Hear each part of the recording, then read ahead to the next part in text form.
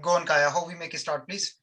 So I put y is in brackets x squared plus 2 to the power of 4. Good. Dy or dx is?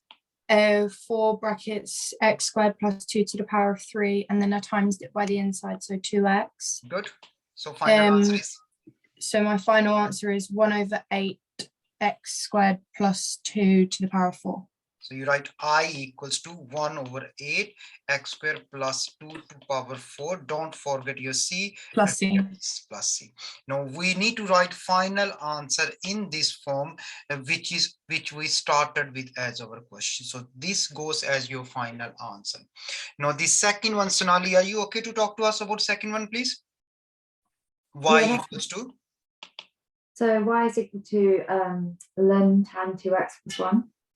Can you tell us how it came to your mind you need to do ln tan 2x plus 1? Because it was in the form 1/tan 2x plus 1, so I Good. So what we get, dy or dx is? So the half sec squared 2x. Okay, good. So we got, when we got ln there, we write 1 over, we got tan of 2x plus 1. And then once we do the inside function again, the differentiation of tan 2x is sec squared 2x. We do 2 again. So differentiation of 2x is 2. So this is the answer we get.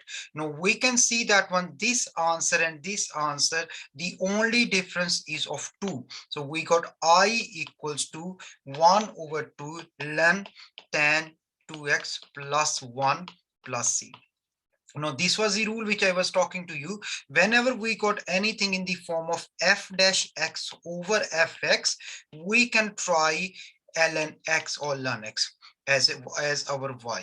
Because what will happen when we try ln x as our y, we know it is going to be go 1 over. When we got 1 over, we do the differentiation of the top part, which is going to give us the answer. And our final answer, like I done I in the box before, so your I is going to be what we started with.